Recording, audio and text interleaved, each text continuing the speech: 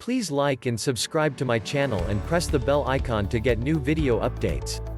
Hopes of Bears fans for a Russell Wilson trade could be headed for a quiet death.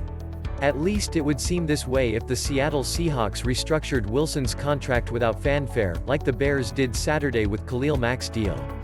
Except in Wilson's case he doesn't even need to give consent. A report by Tacoma News Tribune reporter Gregg Bell said the Seahawks possess a contractual right in the deal Wilson signed to restructure it without his permission in order to create more salary cap space. With the Seahawks at 12-4 last year before a quick playoff exit, they could easily believe they simply need to add a few free agents on the offensive line to protect Wilson and get back to a Super Bowl. The Seahawks could create about $12 million more in cap space with a restructuring which would turn salary into prorated bonus over the course of several years.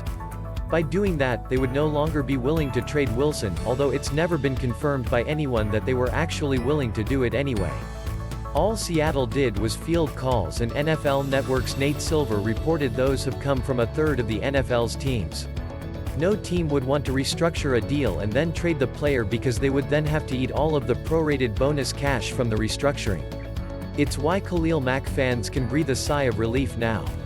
The Bears would be totally stupid to restructure his deal, then voluntarily eat bonus money over future years by trading him for Wilson or someone else.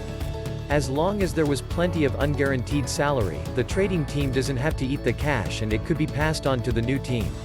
Now, the Seahawks could avoid some of this cap hit problem by trading Wilson after June 1st, but they still would need to absorb dead cap from a restructuring in the future, anyway.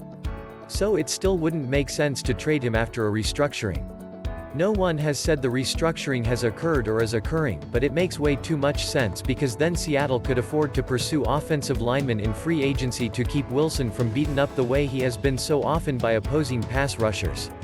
He was reportedly upset about being knocked around too much when reports first surfaced about him being at odds with the Seahawks. One possible interesting twist would be if Wilson knew they were going to restructure his deal but the Seahawks weren't intending to sign any free agent offensive linemen. Now, that would certainly go a long way toward explaining why Silver keeps reporting the rift between the team and Wilson keeps widening. Regardless, if Seattle does this restructure, we will at last have an answer to whether the Bears still actually could acquire Wilson in a trade. Considering free agency starts with the legalized tampering period on Monday and all the teams have to get below the cap by 3 p.m. Wednesday so signings can begin, we will know the answer about the trade possibility by then if not sooner. Please like and subscribe to my channel and press the bell icon to get new video updates.